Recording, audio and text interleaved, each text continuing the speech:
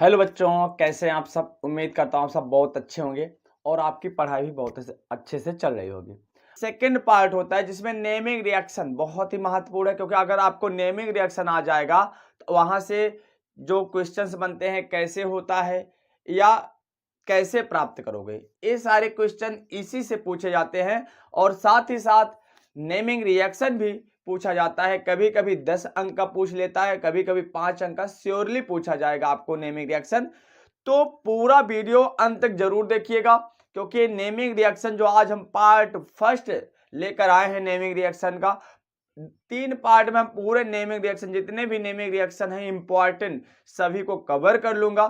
तो आज पार्ट 1 है, तो पूरे वीडियो में अंत तक बने रहिएगा और इसको कॉपी और पेन लेकर के लिख लीजिएगा और इसको तैयार कर लीजिएगा, क्योंकि ये बोर्ड परीक्षा में आने वाले क्वेश्चंस हैं। चलिए मैं देखता हूं आज महत्वपूर्ण नाम वाले अपक्रिया का पहला पार्ट में जो सबसे पहला इंपॉर्टेंट है। जो देखिए जितने भी आपको नेमिंग रिएक्शन कराए जाएंगे सभी महत्वपूर्ण है, सभी को आपको तैयार करना है। पहला मैंने लिया है उर्ज फिटिग अभिक्रिया। देखिए उर्ज फिटिग अभिक्रिया होता क्या है। इसमें क्या होता है, क्लोरोबेंजीन तथा मेथिल क्लोराइड को शुष्क ईथर की उपस्थिति में सोडियम के 2 अणु से अभिक्रिया कराने पर टॉलुइन बनता है। सबसे पहले आपको ऐसे ही थ्योरेटिकल याद कर लेना है। जब थ्योरेटिकल आप याद कर लेंगे इससे क्या फायदा होगा, आपको उसका फार्मूला पता होगा, आप डायरेक्टली लिख सकते हो। ठीक, चलिए तो क्या दिया है, क्लोरोबेंजीन तथा मेथिल क्लोराइड को शुष्क ईथर की उपस्थिति में सोडियम के 2 अणु से अभिक्रिया कराने पर टॉलुइन बनता है। देखिए क्लोरोबेंजीन का फार्मूला क्या होता है, C6H5Cl। चाहे आप स्ट्रक्चर बना के भी लिख सकते हो। एक किसका फार्मूला है, क्लोरोबेंजीन का। किसका फार्मूला है, क्लोरोबेंजीन का।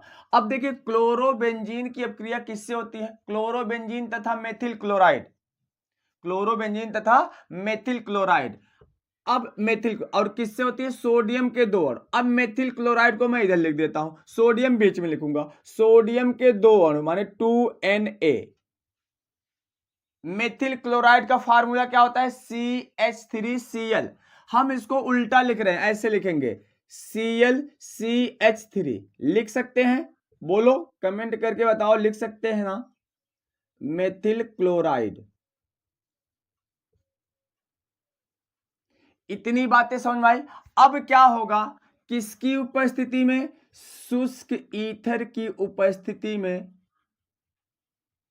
ठीक, अब यहां से देखिए 1Cl 2Cl, 2Cl 2 Na को लेकर के अलग हो जाएगा। तो यहां बना लिया क्या, 2NaCl।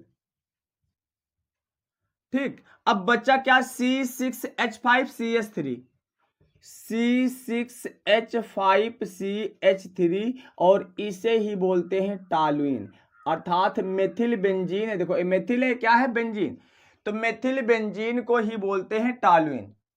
तो उम्मीद करता हूं समझ में आ रहा होगा। देखिए मैंने क्या बोला कि क्लोरोबेंजीन तथा मेथिल क्लोराइड को शुष्क ईथर की उपस्थिति में किससे, सोडियम के 2 अणु से अभिक्रिया करा दिए, टॉलुइन बन गया।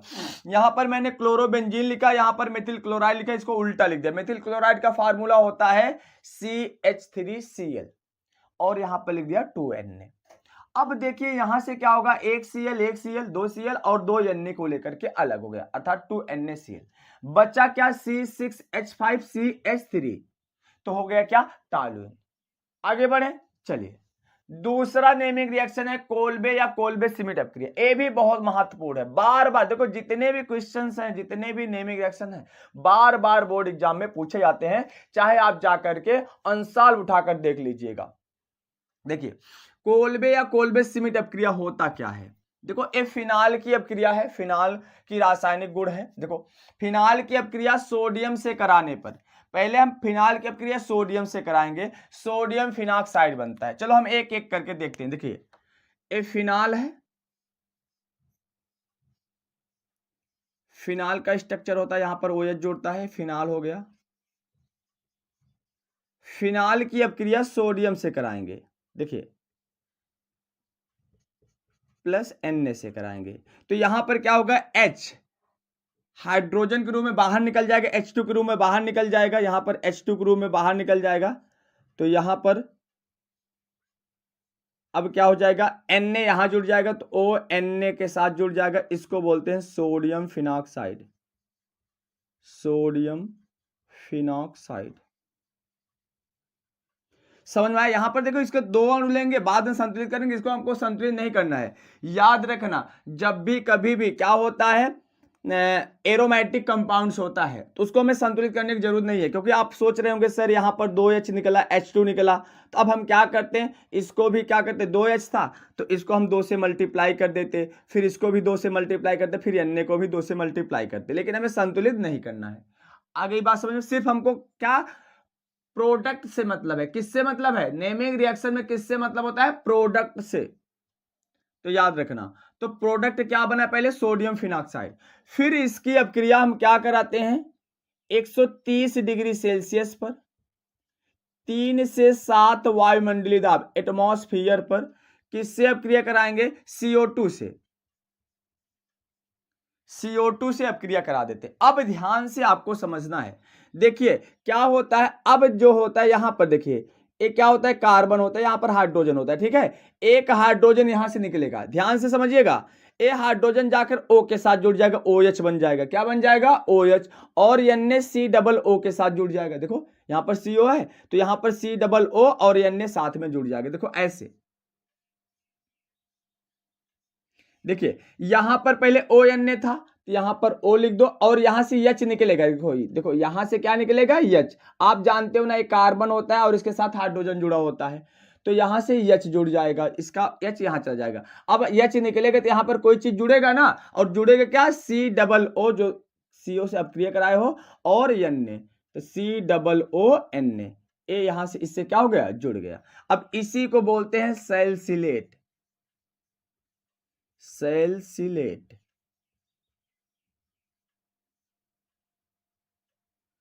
इतनी बातें समझ में आई, कैसे जुड़ा हमने बताया, यहां से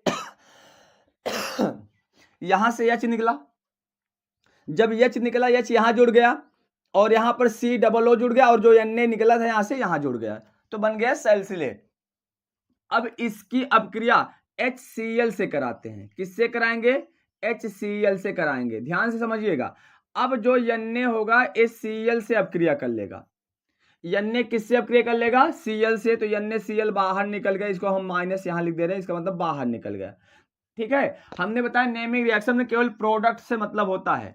अब क्या हो जाएगा, यहां से Na निकलेगा, बचे क्या, H, यहां पर H जुड़ गया,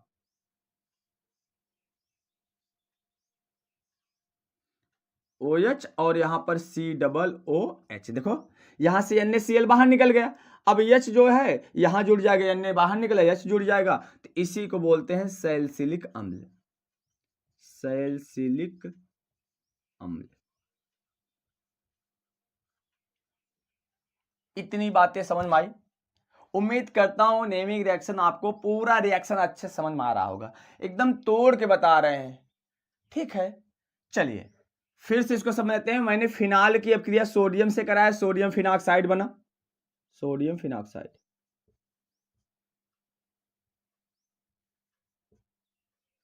फिर सोडियम फिनॉक्साइड की अपक्रिया 130 डिग्री सेल्सियस तथा 3 से 7 वायुमंडलीय दाब पर CO2 से कराया, सैलिसिलेट बन गया, फिर इसकी अपक्रिया HCl से करा दिया, सैलिसिलिक अम्ल बन गया। यही होता है कोल्बे या कोल्बे श्मिट अपक्रिया। याद आ रहा होगा, समझ में आया, बोलो, साथ ही साथ तैयार करते चलिएगा, कुछ नहीं है, बोल रहा हूं ना, एकदम एग्जाम में आप लोग फोड़ के आओगे, धुआं धुआं करके आओगे। चलिए अगला देखिए, श्मिट अपक्रिया क्या है, दोनों ही कभी कभी साथ में ही पूछ लेता है, कोल्बे श्मिट और श्मिट दोनों पूछ लेता है। तो देखो श्मिट अपक्रिया क्या है, देखो कोल्बे श्मिट, श्मिट अलग अलग है, नहीं तो कहो कोल्बे श्मिट आ जाएगा, श्मिट वाला याद आया, श्मिट वाला लिख दिए, श्मिट आ गया, कोल्बे श्मिट याद आया, उसको लिख दिए, नहीं, दोनों अलग अलग है, याद रखना। श्मिट अपक्रिया देखो, ए फिनाल की रासायनिक गुण है, एक कार्बोक्सिलिक अम्ल की रासायनिक गुण है। तो देखो इसमें क्या होता है, जो कार्बोक्सिलिक अम्ल की अपक्रिया हाइड्रोजोइक अम्ल से कराते हैं तो एल्किल एमीन बनता है। फिर से समझो, साथ ही साथ पढ़ते जाओ लिखते जाओ, कार्बोक्सिलिक अम्ल की जो अभिक्रिया है कार्बोक्सिलिक अम्ल की हाइड्रोजोइक अम्ल से कराने पर, माने कार्बोक्सिलिक अम्ल की अभिक्रिया, यहां पर अभिक्रिया भूल गए, देखो कार्बोक्सिलिक अम्ल की अभिक्रिया, ठीक है, हाइड्रोजोइक अम्ल से कराने पर एल्किल एमीन बनता है। अब देखिए कार्बोक्सिलिक अम्ल का कोई हम एग्जांपल ले ले, जैसे हम ले ले एसिटिक अम्ल CH3COOH, ये हो गया एसिटिक अम्ल।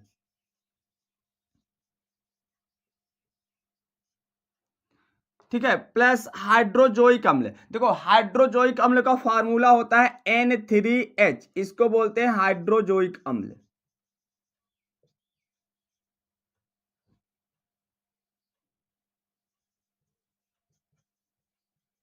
या हाइड्रोजीन भी इसको बोलते हैं, ठीक है।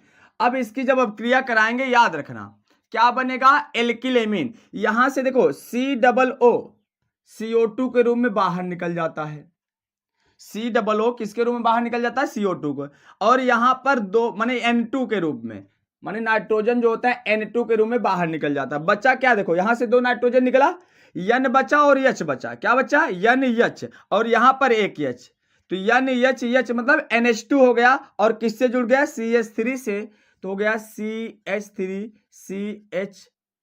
CH3NH2, बन गया क्या, मेथिल एमीन। यही तो एल्किल एमीन का सदस्य है, मेथिल एमीन। ठीक, तो इतनी बातें समझ में आई होगी, स्क्रीनशॉट लीजिए, फिर आगे बढ़ें। चौथा नेमिंग रिएक्शन है एल्डोल संघनन।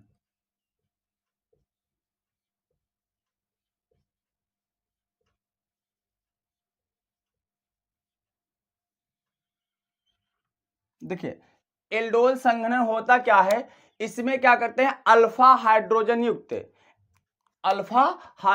युक्त एल्डिहाइड के दो अणु को K2CO3 या KOH जो भी क्षारीय होते हैं उसकी उपस्थिति में जब अपक्रिया कराते हैं तो ये आपस में संयुक्त होकर के एल्डोल का एक अणु बनाते हैं, यही कहलाता है एल्डोल संघनन। फिर से समझो, अल्फा हाइड्रोजन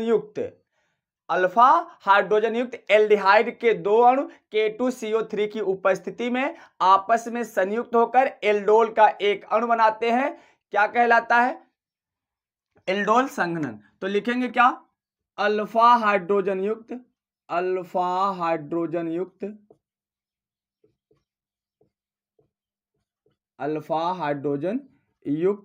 एल्डिहाइड के दो अणु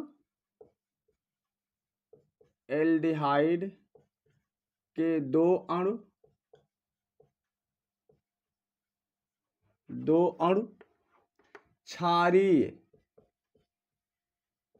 K2CO3 या KOH की उपस्थिति में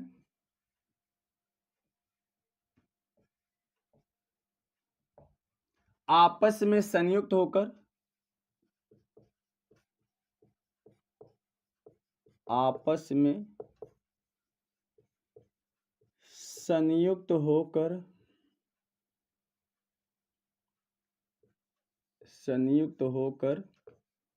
एल्डोल का एक अणु बनाते हैं,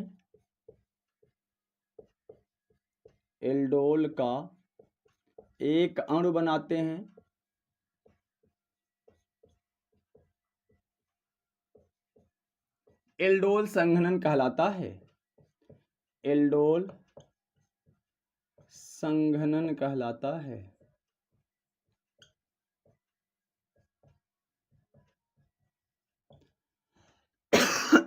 देखिए पहले समझते हैं अल्फा हाइड्रोजन युक्त एल्डिहाइड होता क्या है। देखिए जैसे एल्डिहाइड का क्या होता है, क्रियात्मक समूह CHO, इसके साथ जो पहला कार्बन जुड़ा है, इसको अल्फा बोलते हैं, दूसरा जुड़ा होता है बीटा जोड़ते हैं, तीसरा जुड़ा होता है इसको गामा कहते हैं। देखो माने जो एल्डिहाइड का क्रियात्मक समूह CHO होता है, CHO के साथ जो इसके पहला कार्बन जुड़ा होता है उसको अल्फा, दूसरा जो जुड़ा होता है इससे, देखो इससे पहले देखो CHO क्रियात्मक समूह हो गया, इसका फर्स्ट कार्बन, फिर दूसरा, फिर तीसरा कार्बन, इसको छोड़ करके, CHO को छोड़ करके, पहला कार्बन अल्फा, दूसरा कार्बन बीटा, तीसरा क्या होता है गामा। अगर इस पहले अल्फा कार्बन से जो भी हाइड्रोजन जुड़ा होता है तो उसको हम बोलते हैं अल्फा हाइड्रोजन युक्त। तो कहने का मतलब अगर हम बोल दे HCHO, अब देखिए CHO है लेकिन इसके साथ कोई कार्बन नहीं जुड़ा है तो यह H जो है अल्फा हाइड्रोजन नहीं होगा। लेकिन यहां पर मान लो CH2 जोड़ दिए तो अब देखो ये अल्फा हाइड्रोजन युक्त होगा कि नहीं होगा, बोलो। तो क्योंकि अल्फा कार्बन से जुड़ा है ना हाइड्रोजन, इसलिए अल्फा हाइड्रोजन युक्त होगा। तो कहने का मतलब जो एल्डोल संघनन होगा उसका जो कम से कम एस्टिल्डिहाइड होना चाहिए, कम से कम एस्टिल्डिहाइड, अर्थात फॉर्मेल्डिहाइड एल्डोल संघनन को प्रदर्शित नहीं करेगा। सिंपल सी बात। अगर क्वेश्चन आ गया फॉर्मेल्डिहाइड एल्डोल संघनन को क्यों नहीं प्रदर्शित करता है तो बता देना फॉर्मेल्डिहाइड में अल्फा हाइड्रोजन नहीं होते हैं। तो जिसमें केवल अल्फा हाइड्रोजन होंगे वही एल्डोल संघनन को क्या करेंगे, प्रदर्शित करेंगे। अब हम ले लेंगे एस्टिल्डिहाइड। एस्टिल्डिहाइड का फार्मूला जानते हो CH3CHO। इसको हम क्या करेंगे, स्ट्रक्चर बना के समझेंगे, ज्यादा आसान हो जाएगा। देखो CH3, तो CH3 माने आप जानते हो C और CHO। CHO का मतलब क्या होता है, C double bond O single bond H, और यहां पर CH3 है तो इसको संरचना बना देंगे, ऐसे बन जाएगा। ये क्या है, एसिटिल्डिहाइड, एसिटिल्डिहाइड। अब इसके हम दो अणु ले लेंगे, फिर ऐसे बनाओ structure, H single bond C single bond H single bond H single bond C double bond O single bond H। अब एस्टिल्डिहाइड के दो अणु हो गए, किसकी उपस्थिति में, K2CO3 मान लेते हैं या KOH मान लेते हैं। अब आपस में जुड़ जाएगा, क्या हो जाएगा, आपस में जुड़ जाएगा। देखिए अब AH इस O के साथ जुड़ जाएगा तो OH बना लेगा, बांड यहां पर टूट जाएगा तो क्या हो जाएगा, HC single bond H single bond H, ऐसे रहेगा सिंगल बांड C। अब देखो H यहां जुड़ा है इसलिए क्या हो जाएगा OH, क्या हो जाएगा OH, और यहां पर जो H है इससे जुड़ जाएगा, इसको H को नीचे लिख देते हैं और यहां पर C। अब इस C से इस C को क्या कर देंगे, जोड़ देंगे, C फिर single bond H single bond H single bond C double bond O single bond H। देखिए कैसे हुआ, समझ में आया ना।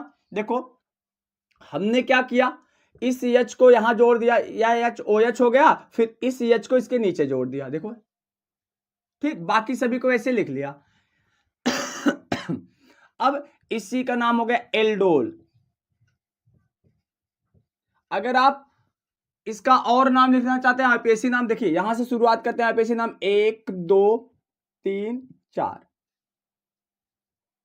ठीक है, तो 4 हो गया। अब क्या हो जाएगा, पहला दूसरा तीसरा, तीसरा पर हाइड्रोक्सी है तो माने अल्फा, देखो इसको अल्फा बोलेंगे, इसको क्या बोलते हैं, देखो CHO के बाद जो पहला कार्बन होता है इसको क्या बोलते हैं, अल्फा, इसको क्या बोलते हैं, बीटा। तो इसका नाम क्या हो जाएगा, बीटा हाइड्रोक्सी, बीटा पर OH जुड़ा है तो हो जाएगा बीटा हाइड्रोक्सी। उसके बाद जनक नाम क्या है, ब्यूटिल्डिहाइड, अगर इसका साधारण नाम लिखते हैं तो ब्यूटिल्डिहाइड, अगर आईपीएससी नाम लिखेंगे तो ब्यूटेनल हो जाएगा, बीटा हाइड्रोक्सी ब्यूटेनल। समझ में आया। तो यही होता है क्या, एल्डोल संघनन, जिसमें क्या होता है, जो एल्कोहल और एल्डिहाइड दोनों होता है, देखो इसमें OH समूह भी है और CHO समूह भी है, एल्कोहल और एल्डिहाइड दोनों के गुणों को क्या करता है, प्रदर्शित करता है, एल्डोल संघनन कहलाता है। समझ में आया, फिर से समझो, बहुत इंपॉर्टेंट है। अल्फा हाइड्रोजन युक्त एल्डिहाइड के दो अणु क्षारीय K2CO3 या KOH की उपस्थिति में आपस में संयुक्त होकर एल्डोल का एक अणु बनाते हैं, एल्डोल संघनन कहलाता है। हमने एस्टिल्डिहाइड लिया, हमने बताया ना फॉर्मेल्डिहाइड एल्डोल संघनन को नहीं दर्शाता है क्योंकि उसके पास अल्फा हाइड्रोजन नहीं होते हैं। इसको संयुक्त कर दिया, कुछ किया नहीं, यहां से HOH बन गया, बाकी को सभी को ऐसे जोड़ के लिख दिया। चलिए अब आज का लास्ट देखिए, पांचवा, क्रॉस एल्डोल संघनन, ये भी बहुत इंपॉर्टेंट है। देखो एल्डोल संघनन और क्रॉस एल्डोल संघनन अलग है। क्रॉस एल्डोल संघनन में क्या है, इसमें क्या होता है, एल्डिहाइड के दो अणु लिए थे, इसमें क्या लेंगे, एल्डिहाइड और कीटोन माने भिन्न भिन्न एल्डिहाइड तथा कीटोन को जब हम K2CO3 की उपस्थिति में आपस में संयुक्त करते हैं तो एल्डोल अभिक्रिया एल्डोल संघनन अभिक्रिया को प्रदर्शित करता है। तो लिखेंगे क्या, भिन्न भिन्न, ऐसे लिखो, जब भिन्न भिन्न एल्डिहाइड तथा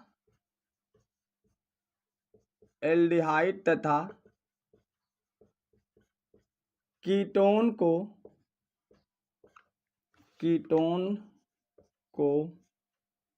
K2CO3 की उपस्थिति में आपस में अभिक्रिया कराते हैं तो आपस में अभिक्रिया कराते हैं तो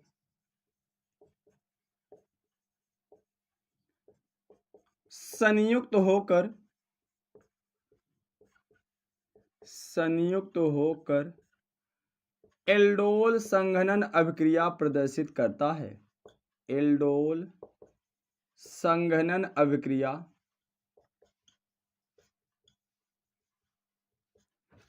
प्रदर्शित करता है।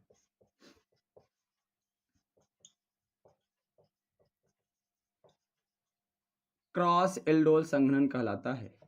क्रॉस एल्डोल संघनन कहलाता है। ठीक, तो इसमें क्या होगा, दो भिन्न भिन्न होंगे, माने एल्डिहाइड और कीटोन अलग अलग होंगे।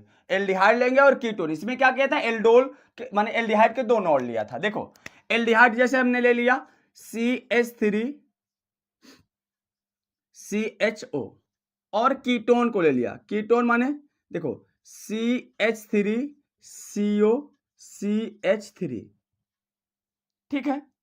अब ये क्या होगा, यहां से देखो इसको हम ऐसे लिख सकते हैं, देखो CH3 है, इसको यहां पर हम CH लिख दें और H2 को बाहर कर दें, लिख सकते हो। देखो मैंने फिर से बताया, देखो यहां समझो पहले अच्छे से, इसको CH3CHO एक कीटोन का सदस्य एसीटोन है, देखो ए एसिटिल्डिहाइड है, एसिटिल्डिहाइड, ये क्या है, एसीटोन है, एक कीटोन का है, ए एल्डिहाइड का है। इतनी बातें समझ में आई। अब यहां पे देखो CH3 है, इसको हम ऐसे लिख सकते हैं, यहां से 2H निकाल के यहां लिख दें, लिख सकते हो, कोई दिक्कत नहीं। अब एक O और 2H माने H2O बाहर निकल जाएगा, K2CO3, यहां से H2O बाहर निकल गया। अब देखो दो हाइड्रोजन निकलेगा, दो बांड जुड़ेगा, तो क्या हो जाएगा, यहां पर देखो क्या है, CH3CH CH3CH। अब यहां से दो हाइड्रोजन निकला है तो यहां पर डबल बांड जोड़ दीजिए, फिर क्या है CH, फिर CO, फिर CH3, CO फिर CH3, देखो CH3CH, यहां से दो हाइड्रोजन निकला है तो दो बांड जुड़ जाएगा, फिर CH है, CO CH3, क्योंकि H2O निकल गया। अब इसका नाम क्या हो गया, देखो 1 2 3 4 5, तो 5 का मतलब पेंट, 5 का मतलब क्या हो जाएगा, पेंट। उसके बाद देखिए पेंट हो गया, फिर उसके बाद तीसरे पे क्या जुड़ा है, इन, पेंट 3 इन, और 2 पर क्या जुड़ा है, ओन, तो हो जाएगा 2 ओन। ठीक, तो एल्डोल क्या किया, एल्डोल अभिक्रिया माने एल्डोल संघनन अभिक्रिया को क्या किया, प्रदर्शित किया। क्रॉस एल्डोल संघनन कहलाता है। स्क्रीनशॉट लीजिए इसका।